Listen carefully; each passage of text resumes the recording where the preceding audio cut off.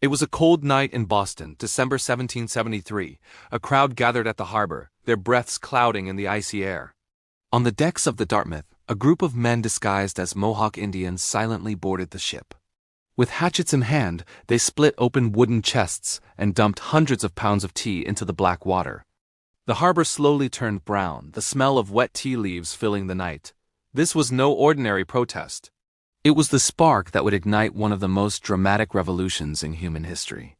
But to truly understand why the American Revolution began, you have to go back further years earlier when 13 distant colonies were not yet enemies of the crown, but proud subjects of it. In the mid-18th century, the American colonies were thriving. From bustling ports like Boston and Philadelphia to the fertile farmlands of Virginia, the colonies enjoyed a growing economy and relative freedom. They governed much of their own affairs, their assemblies setting local policies, their merchants trading freely across the Atlantic. Many colonists even saw themselves as proud Britons. They celebrated British victories, followed British fashions, and admired the monarchy from afar. But across the ocean, the British Empire was changing. The 7 Years' War known in America as the French and Indian War had just ended in 1763. Britain had won, driving the French out of North America. But victory came at a cost, enormous war debts and a vast new empire to administer. British leaders believed that since the colonies had benefited from this war, they should help pay for it. To London, it was only logical. But to the colonists, what followed would feel like a betrayal. The first major step came with the Proclamation of 1763. Eager settlers who had fought and bled alongside British soldiers expected to move west into the fertile Ohio Valley. But the Crown suddenly drew a line along the Appalachian Mountains, forbidding settlement beyond it. The goal was to prevent costly conflicts with Native Americans, but to many colonists, it felt like Britain was siding with their enemies and strangling their ambitions. Then came the taxes. In 1764, Parliament passed the Sugar Act, imposing duties on sugar and molasses. In 1765, the Stamp Act followed, taxing printed materials like newspapers, contracts, and even playing cards. What shocked the colonists wasn't the amount of tax, it was the principle. For the first time, Britain was directly taxing them without their consent. They had no representatives in Parliament. Yet they were expected to pay as if they did. The outcry was immediate and intense. No taxation without representation became the rallying cry. Merchants boycotted British goods. Crowds rioted. Effigies of tax collectors were hung and burned in the streets. Faced with massive resistance, Britain repealed the Stamp Act. But it wasn't a surrender. It was a pause.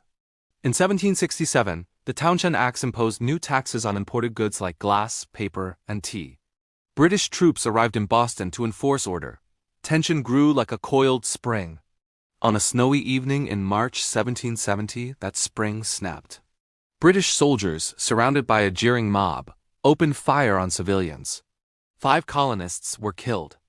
The event was quickly labeled the Boston Massacre, and it shocked the colonies.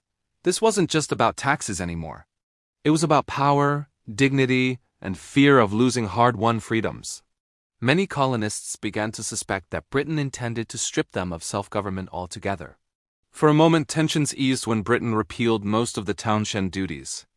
But one tax remained, the tax on tea. Britain kept it not for revenue, but to assert a principal parliament's right to tax the colonies as it pleased.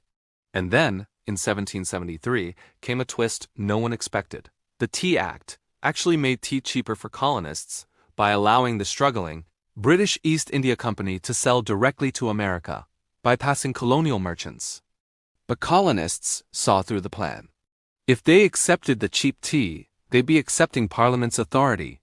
So on that cold December night, men boarded the ships and dumped the tea into Boston Harbor, in what became known as the Boston Tea Party. London's response was furious. In 1774, Parliament passed the coercive acts known in the colonies as the Intolerable Acts. Boston's port was shut down until the tea was paid for. Massachusetts' charter was revoked.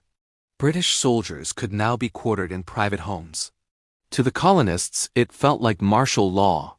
What Britain thought would crush rebellion only united the colonies further.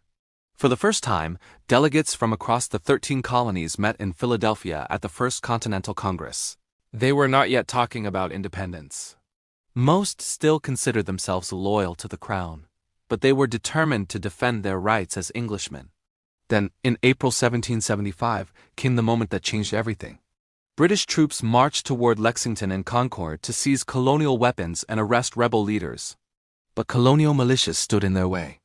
The shot heard round the world rang out, and the American Revolution had begun. But beneath the muskets and tea crates was something deeper. The revolution wasn't caused by a single law or event, it was born of a widening gap between two worlds. On one side, an empire tightening its grip after a costly war. On the other, a growing society that had tasted self-governance and would not give it up. For years, colonists had seen themselves as British. But slowly, act by act, tax by tax, crackdown by crackdown, they began to see themselves as something else entirely. By the time shots were fired in Massachusetts, the emotional and political break had already happened.